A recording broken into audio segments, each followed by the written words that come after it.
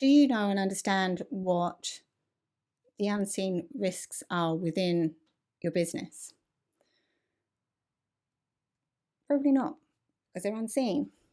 And that's the problem, is that we have risks that are bubbling underground that we don't even know are going to happen. And when we understand that there are risks, there are hazards that we just can't see, how are we bringing transparency to them?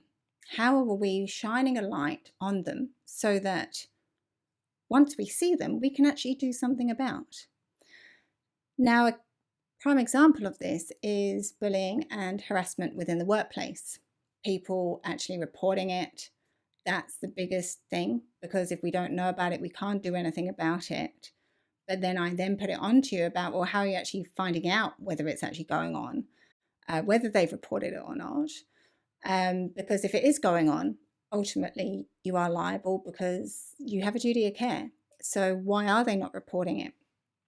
And so what are you doing to sort of shine a light on things that are bubbling underneath the surface, that you think everything's going okay, everything's looking wonderful, and then all of a sudden someone leaves and then you have a claim on your desk for sexual harassment?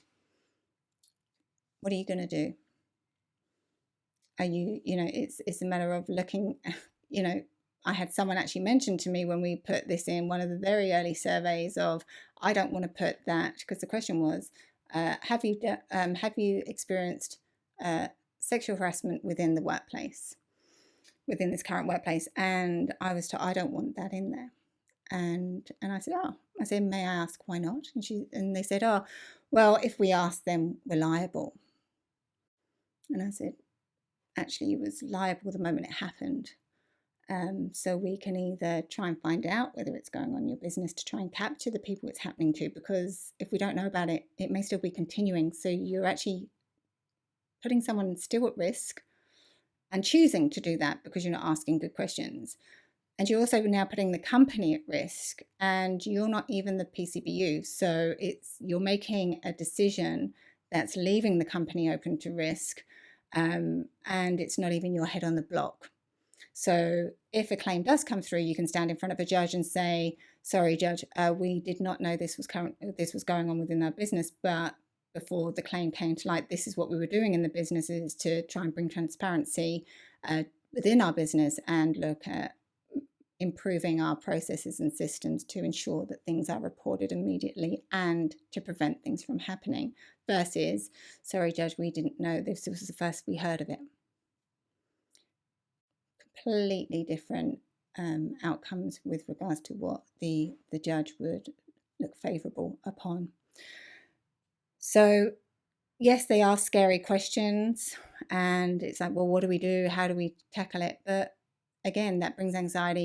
You're mind reading, you're assuming that something bad's going to happen, but we don't actually know. So looking at bringing transparency to the business with regards to risks and hazards, even with regards to psychosocial risks, the claims are going up. The average time is now like 3 months. It's I think it's, from memory, it's about 6 times the amount of cost than a physical injury. And the first thing you know about it is when they go off on a work cover claim. And mental health claims are increasing. Every year they're increasing. So if you don't know about what's creating that, then you're again putting yourself at risk and the individuals at risk as well.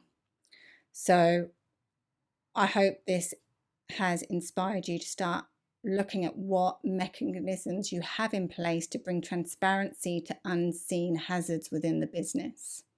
What does that look like?